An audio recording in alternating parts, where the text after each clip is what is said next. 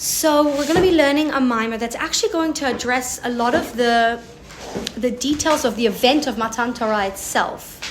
You know, that it was an event. It's brought down that it was an event that will never happen again, even when Mashiach comes. A once-off, one-time thing, where Hashem himself descended and they had the thunder and the lightning, and the whole world went silent, and they got the Aseret HaDibrot. So this mimer is going to be addressing there are quite a few themes in Chassidus of Shavuos. One of the overarching themes and questions is the famous question of what did Matan Torah add to the world? Because we know that Avram Avinu, the Avot, some say the Shvatim as well, kept the Torah, which means that they learned the Torah. We know that they went to yeshiva, that when the tribes went to Egypt, the first thing that Yaakov did was send Yehuda to go and establish a yeshiva in Goshen. I think that's what it was called.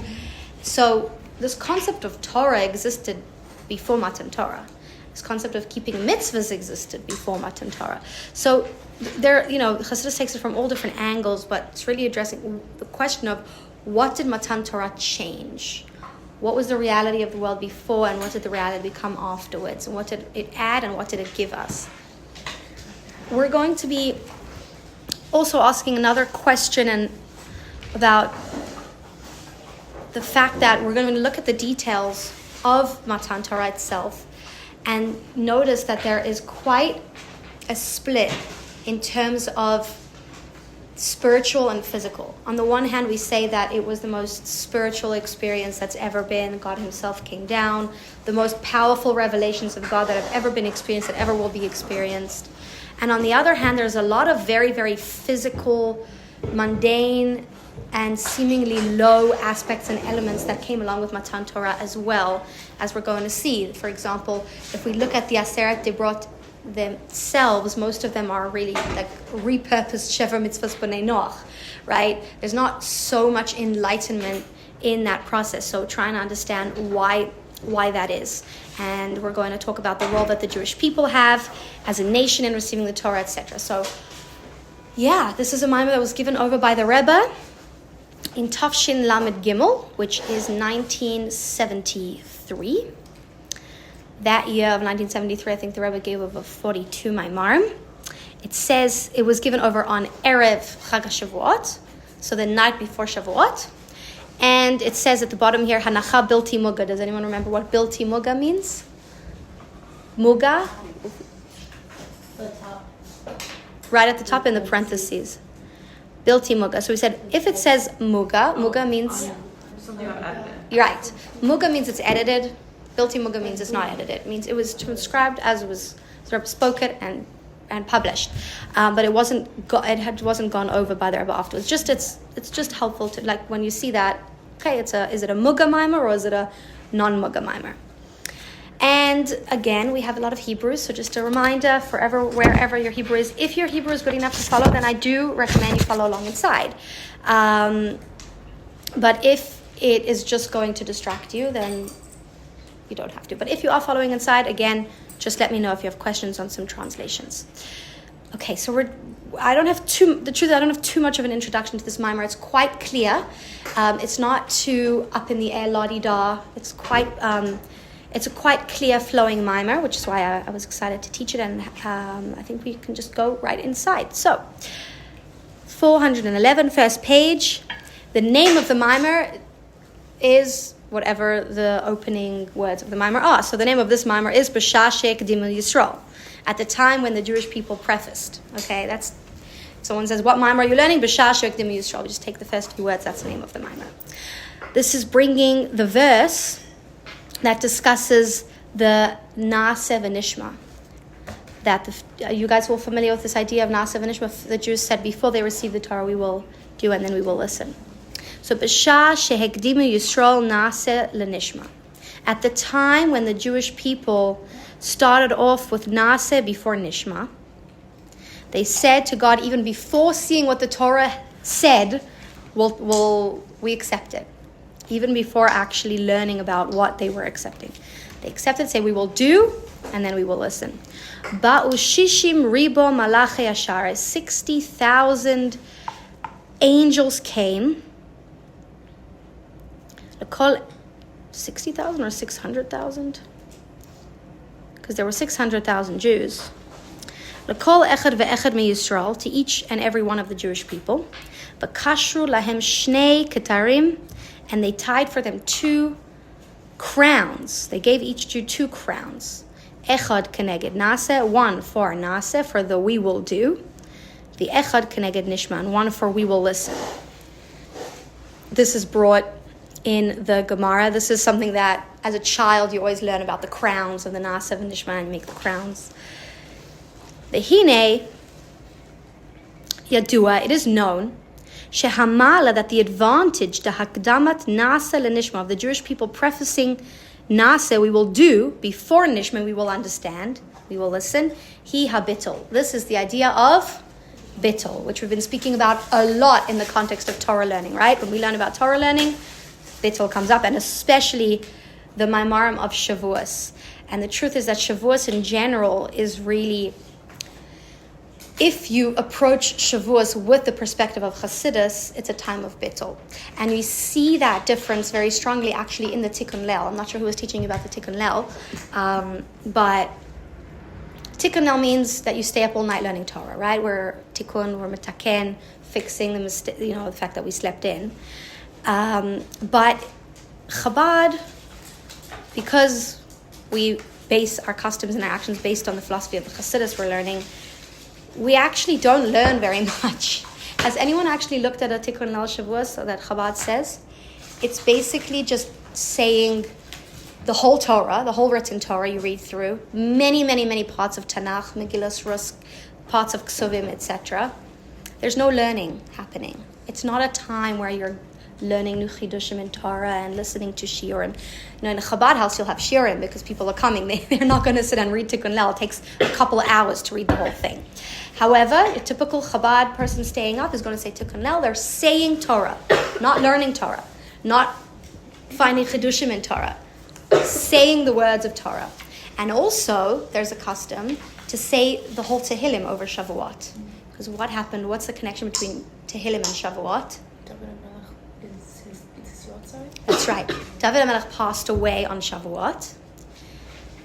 On the first or second day, who knows? I mean, there was only one day when he passed away because he was in Eretz Yisrael. So the first day, I guess. Right. If it was the day after Shavuot in Israel, right. The 2 days, 1 day thing. I don't know if you guys were here. There was one time at the beginning of the year where with Sukkot and Simchat Torah, and I just couldn't keep track of it just doesn't work in my mind for some reason. Anyway, it just doesn't fit. It's like Dennis Brigg. Dennis Brigg is like, he was saying on Facebook, I can accept all of Judaism except the second day of Yom Tov. Like there's something about that I just can't accept it. I was like, I get it.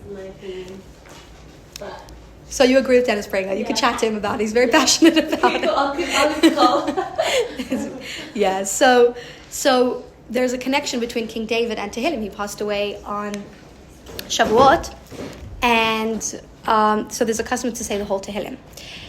And there's also that connection again. Tehillim is seen as actually like the process of saying Tehillim is seen also as very much an act of bittul. It's like it's the least almost logical, enlightened part of Torah. If you're going to read a part of Torah and you read Tehillim, you're not really fully connecting to the words. It's very poetic.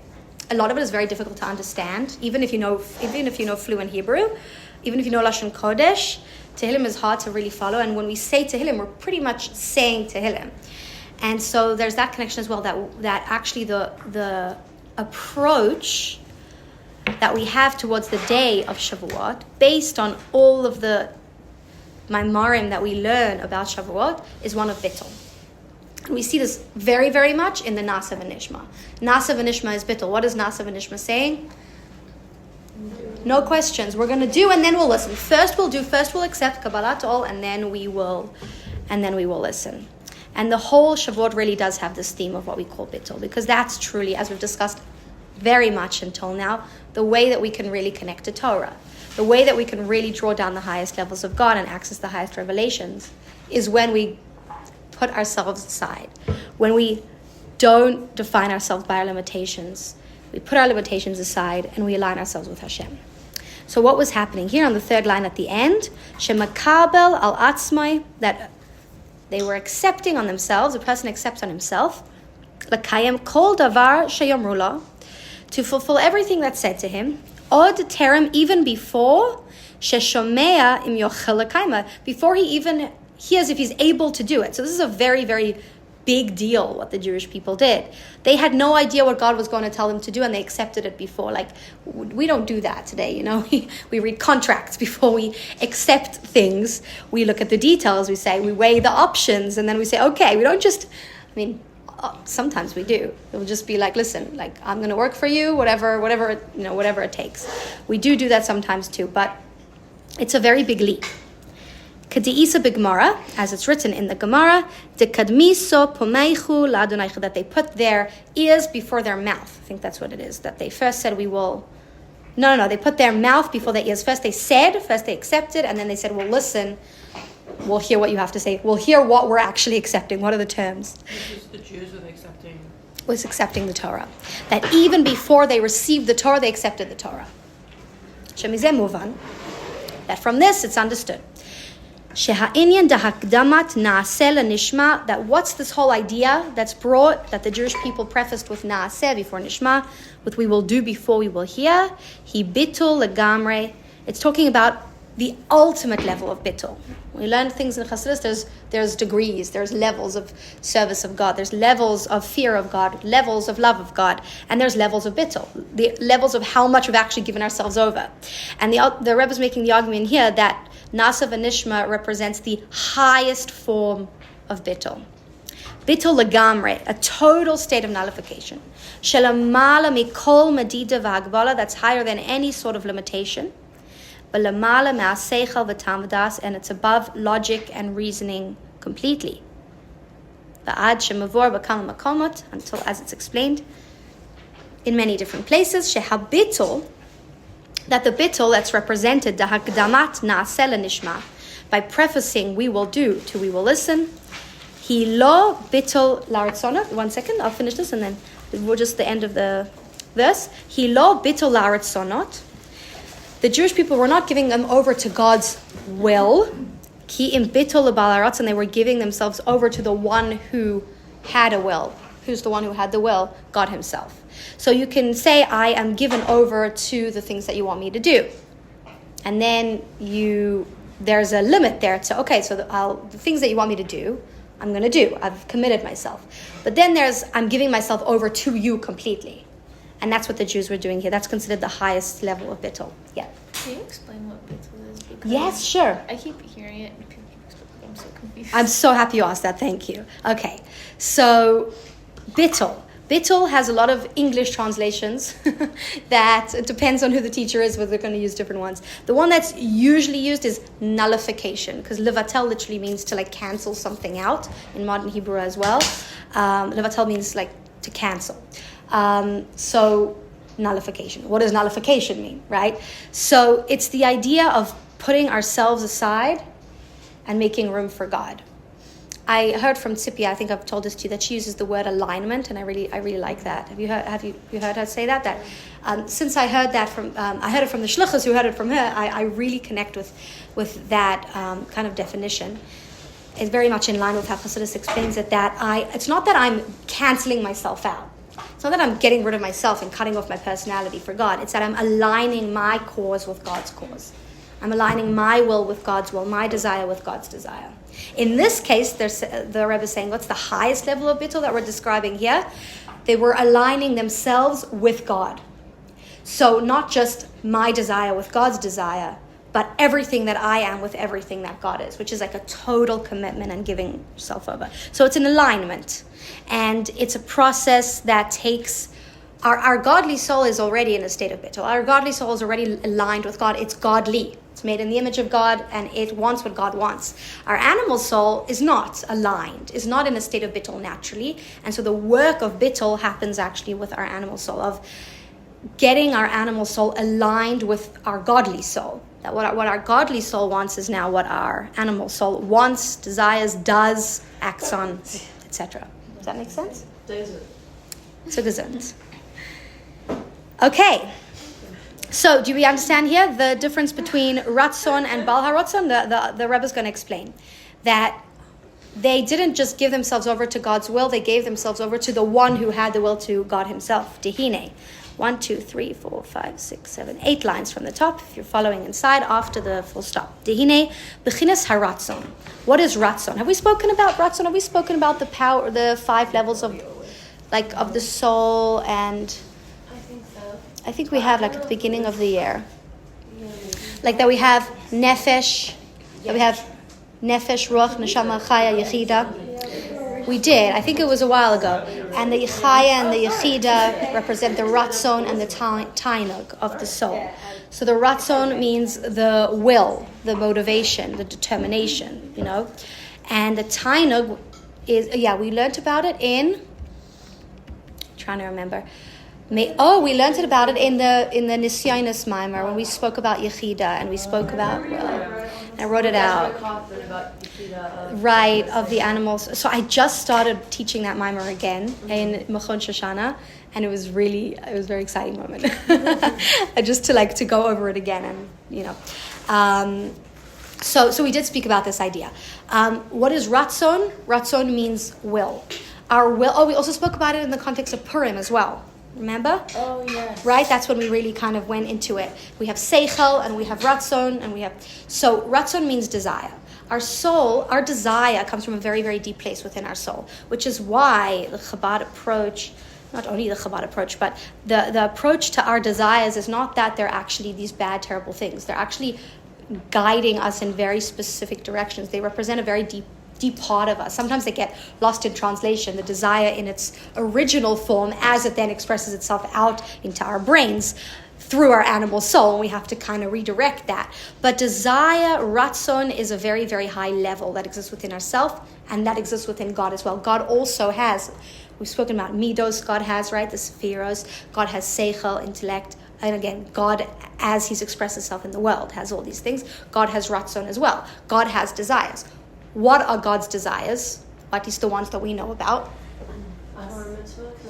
Us, Torah and mitzvahs. God desired for us to learn Torah and do mitzvahs, right? And so when we fulfill the desire of God, we connect to God's desire, which is a very high level, which is why in Chassidus, mitzvahs very often are described as being higher than Torah. Torah, we're connecting our intellect with God's intellect. Our intellect comes from a less deep place than our desire does. But when we fulfill mitzvahs, we're connecting our desire. I'm giving myself over to this mitzvah, to God's desire. God desired us to do that mitzvah. So when the Jewish people were accepting the Torah, the mitzvahs on themselves, before even seeing what it was, that was the ultimate state of bittul. And the Rebbe is saying, not only were they giving themselves over to God's desire, whatever you desire we're going to do, but again, they're giving themselves over to God completely. So what is Ratzon? Dehine Bechinas Ratzon. What is Ratzon? Ratzon can be called will or desire. Af shehu koach makif. Even though this is called surrounding power, and as there are certain powers of the soul that are invested within the body, intellect, emotions, actions, speech, etc., thoughts. And then there are aspects of the soul that are too spiritual to be fully invested in the body. So even though it's something surrounding, it's not fully revealed, which is why it's very hard for us sometimes to know what we want. Mikol makam, nevertheless, or to know what we truly want. We know what we want, but to know why we want that and what we actually really want, it's not as accessible to us. It takes some digging. Mikol makam, nevertheless, mekevan shehu kvar b'bchinas merutza. Since he's already on this level of having the desire, Giloi, in a revealed way, Harai hu shayach lepratim v'dargus, we can already put it in levels. So we have our desire in the source of our desire, okay? The place where all our desires come from is a very deep place within our soul. But then, once the desires express themselves outward, then there are levels. And I'm trying to remember, there's, Chassidus breaks it down into 2 levels of Ratzon. There's like I'm forgetting the name that Chassidus uses. There's the external Ratzon and the internal Ratzon. So we have things that we want. For example, I want a new car. Does me wanting a new car connect with the deepest part of my desire inside of me? Well, it stems from there, but it's an external expression of that. Usually we want a new car so we can, I don't know, let's say so we can drive to work, we go to work so we can make money, we make money so we can eat, we eat so we can live. So we want a car, that's the external expression of a deep desire within us, that's the desire to live, the desire for like basic things that we need. So once a desire has expressed itself outwardly as a desire, for example, once God has told us, I want you to do mitzvahs, there are levels. And so there are levels to how much we can give ourselves over and how much we can connect, depending on which mitzvah we're connecting to, which desire we're giving ourselves over to. So once desire has come out into expression, there are different levels. And therefore, when somebody aligns himself with God's desires, there are then levels within how much he's given himself over. Did he give himself over to all of God's desires, to some of God's desires, to the more important desires, to the less important desires? Suddenly, the bittul, the giving yourself over, the alignment, has degrees. Shehu lefi erech haratzon, which is compared to how much, it's comparable to the ratzon, to the desire. Mashen ken, this is not the case. B'habitul lebchinas bal haratzon. When you give yourselves over to the one who has the desire, mikevan shebal haratzon hu lamala mikol eschalkus, since the one who has the desire is above all division, lachen gam ofen habitul. So too, also the way you're giving yourself over, lebal haratzon, to the one who desires, harei ze lamala mikol eschalkus. This is above all division. Does that make sense? Yeah. If you connect yourself to the Baal Haratzon instead of the Ratzon, it's above all division? Yes. But you said that with a question mark at the end. What's the division if you're connecting to between, if there's a, he's saying that if you connect yourself to the Ratzon, there's a division between you and the Baal Haratzon? Well, yes, it's saying that in a more subtle way. If you connect yourself to the ratzon, to the desire, there are degrees of desire, there are different desires. So you're not fully given over, you're given over to a degree of desire. So your giving over is limited to some sort of level and degree. You're not fully given over because you're not giving yourself over to the one who is desiring, which means that any desire that then comes from that, you've given yourself over already to. If you give yourself over to God's desire. So when we accept for a mitzvah on ourselves, right? I am accepting this mitzvah, no questions. That's beautiful. That's not necessarily the highest ultimate state of bittul, because I've given myself over to this mitzvah. But if God told me to also do this, it's like, wait, hold up. I just took this on, right? So there are degrees of how much we give ourselves over based on, if our giving ourselves over is based on giving ourselves over to desire, to God's desire. God desired I do this, so I'm going to, this desire, I'm going to give myself over to. But if I commit myself completely and wholly to God who has the desire, then automatically that's me giving myself over completely. And that means that as a result of that, anything that God desires subsequently, I have already committed myself to. And we see this very strongly in the Nasa V'Nishma, because it wasn't that they first got the Torah and then they said we accept. Because then what are they accepting? The Torah. They're accepting the mitzvahs. They're accepting that which God desires. They accepted it before they even saw that. So what were they accepting? They weren't accepting the mitzvahs. They didn't know what the mitzvahs were. They were accepting Hashem as their master, who will tell them what to do and who they're going to listen to. So this is the argument so far, that the Nasa V'Nishma that the Jewish people expressed before Matan Torah is the highest, most ultimate state of bittul, because they were aligning themselves with God. They were completely accepting God on themselves as their master before aligning themselves with the mitzvahs, which are the details and the expressions of God's desire, which then comes with that degrees of how much you're going to give yourself over. So then why is it worded as we accepted the Torah and not we accepted Hashem? If that's accepted Nasa V'Nishma. It doesn't say. I'm pretty sure in Chumash, maybe not in this. So, should we find the source of Nasa V'Nishma? I mean, here it's in the Gemara. The Gemara is talking about the two crowns that they got. Yeah. Maybe someone want to get me a Chumash? We can look for it. Okay. Wait. So, it should be in Yisro, right? I'm just curious about the wording because I'm not remembering.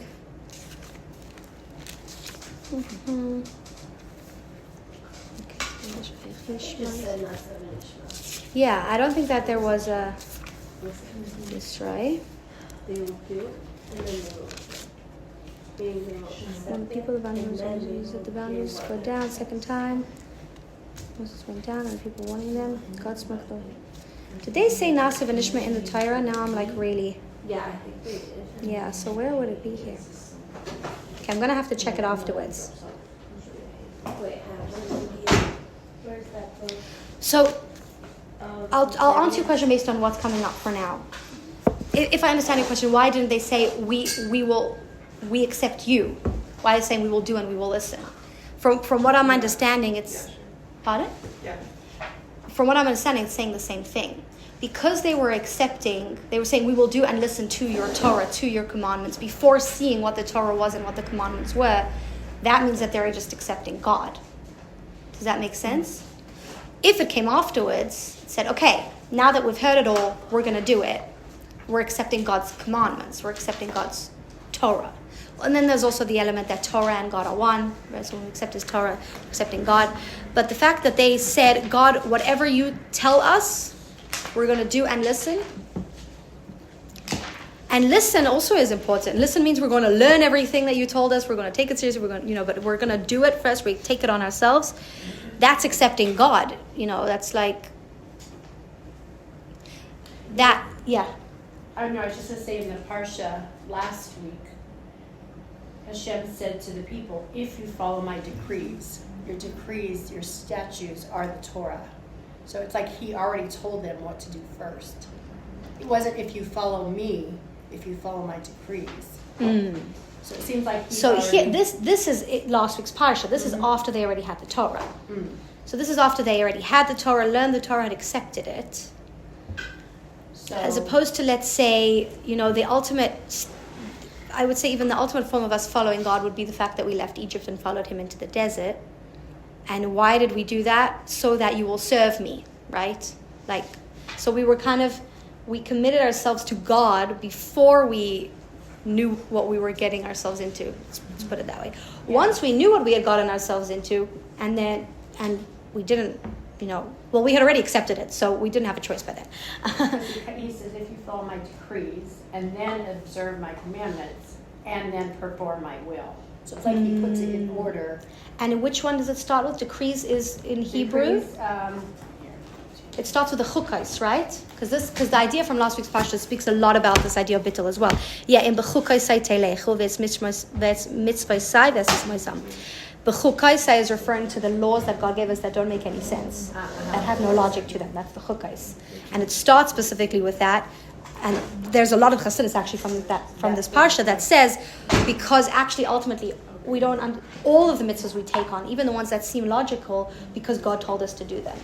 So it starts with Similar to what the Rebbe's saying here as well, right? That we're accepting without the understanding, because the moment we accept with the understanding, we're limiting ourselves to our understanding. And Hashem is saying, accept it without understanding. Essentially, he's saying that. So the interesting thing here is that God didn't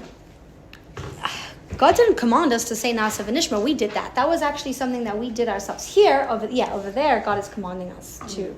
But in this context of Nasa v'nishma, the Jewish people were not told, okay, now you need to say Nasa v'nishma. They committed themselves to that. They could have said, okay, let's hear what God's going to say, which is a very, very, very reasonable thing. They knew they were dealing with a powerful God. They'd seen what they were dealing with. Okay, it makes sense because, by them doing that, they're communicating, no, we're accepting whatever you give us, which is you. Right. So if you say whatever you say, I accept. Then you're accepting them. Are you accepting all the things they're going to say? If you don't know, you're accepting them. Yeah. And so too, if you think about the relationship of a slave and a master, right, which is very much how we are compared in this context, that you will leave being the slaves of Pharaoh and become my slaves, right? What is that relationship? Is it, there's no contract with the slave. It's not how it works. It's not like, okay, our relationship is based on the things that that are in the contract, and then you'll do those things, and that's it. The relationship of a slave and a master, which we can think of the negative connotations of that, but there's the positive connotation of that, which is that everything the master is, the slave becomes as well. He literally becomes an extension of his master. He's not given over to the 3 things his master asks him every day. He's given over to his master. Found it. Yay, thank you. It's not even. It's Mishpatim. Mishpatim. Wait. Hashem. I just had it a second. Is that here? Yeah, Naaseh. Naaseh. So Moshe is called Devar Hashem. Hashem Mabakar. Tzahar. Kom Shlamim. Vayikach Moshe Chetzi Adam. Yikach Sefer Bris. Vayikach Bosnei Am. V'yamul Kol Asher Dibar Hashem. Naaseh v'nishma. Okay, everything. Kol Asher Dibar Hashem. Thank you so much. Everything that God will say, we will do, and we will listen. So they're committing themselves to what God will say, but before knowing what He's going to say. So that's the relation. That's whenever we think about the Kabbalah's all relationship that we have with God, it's one comparable in Chassidus to a slave and a master. Now, the disadvantage of a slave and a master is that there isn't that love and connection in a way of, for example, a father and a son, which we're called the children of Israel, we're called the children of God, and we're called servants of God, right? And both are true. The advantage of being a servant of God is that by accepting God Himself and not just His terms and not just depending on the connection, the relationship, we become an extension of God. Chassidus describes that a slave is literally, not only Chassidus, based on halacha, that there's halachas with a shaliach, for example. Someone sends a shaliach on his mission, he becomes an extension of the person who sent him. Like, he literally fully embodies, represents sender in that moment. And so the only way we can truly almost embody God, does that make sense? Like, is that even, like, that God can truly express Himself through us, we can become one with Him. The argument is that we need this state of bittul. And it's also just like, if you want to fill a cup with something, it needs to be empty. All right? Like, the more it's filled with stuff, the less you're going to be able to fill it. If we want to fill ourselves with God, connect to Him, we need to be empty. And again, this does not mean we need to see ourselves as shmatas, right? That's the whole idea of, like, that it was given on a mountain, not a valley. Have you learned that idea? Mm-hmm. Right? So, like, Har Sinai was the most humble of the mountains. He was a small mountain. It wasn't, it's like, if we're boasting about how small of a mountain he was, why not just give the Torah in a valley? It's like, no, because we're not making ourselves, doormats. We need to see ourselves as precious and holy and perfect and whole and all of that. But we need to make space for God in our lives. And so here the Rebbe's argument again is that there's degrees to how much space we make and how much we commit ourselves. But the Naaseh v'nishma expresses the highest state of that, because we're giving ourselves over to God Himself, not just to His decrees.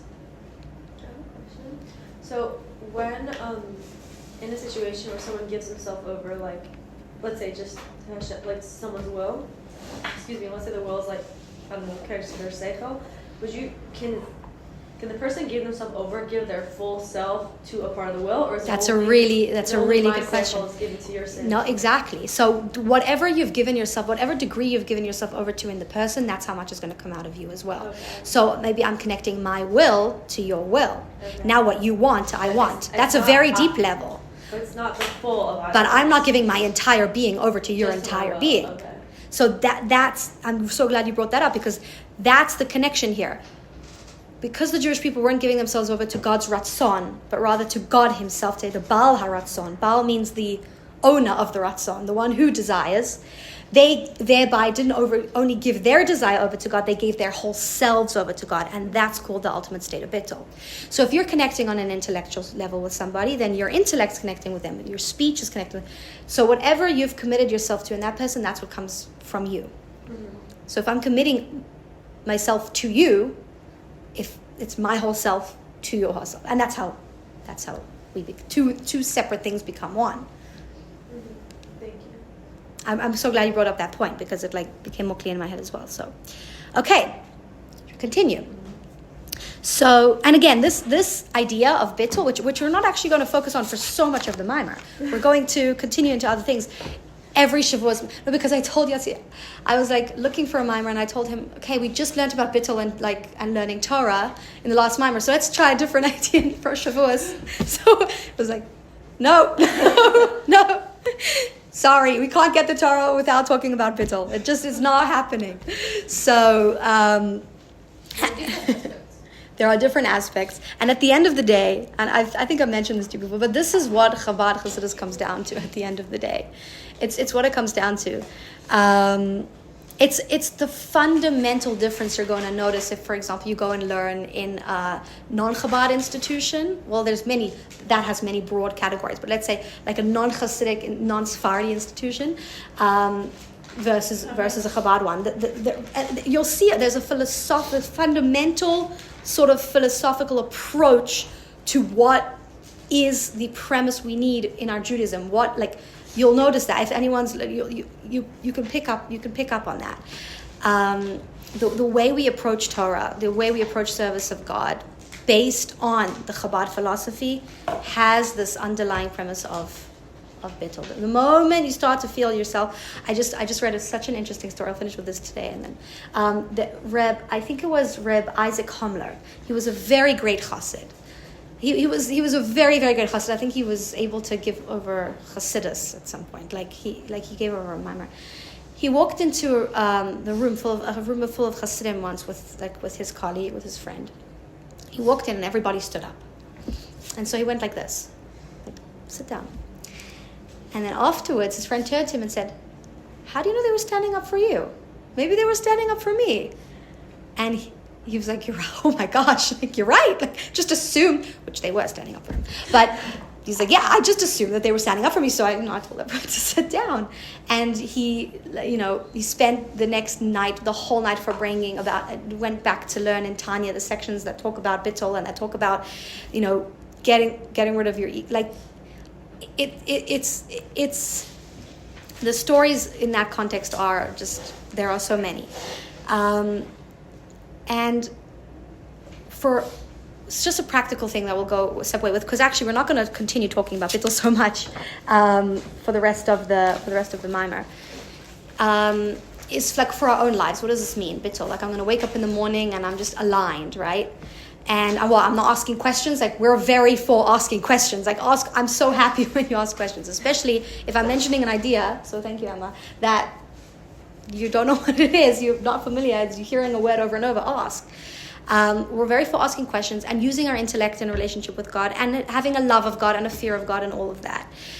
But when our relationship with God becomes conditional, it becomes a conditional relationship. So we're not going to get all of God if we're putting conditions on it. So it's a two-way thing. On the one hand, maybe my life seems easier because I'll do that and I won't do that, right? But on the other hand, the response becomes the same thing. Then God's like, okay, I'll do that and I won't do that. We don't get the whole truth.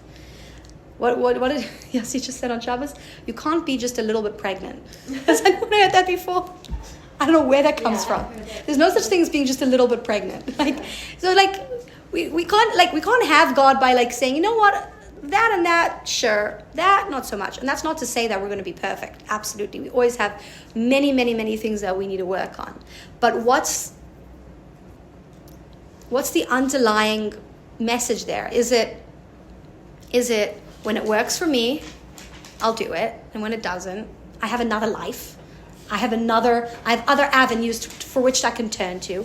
Or is it, this is my life. I'm aligned with Hashem. I'm aligned with Torah.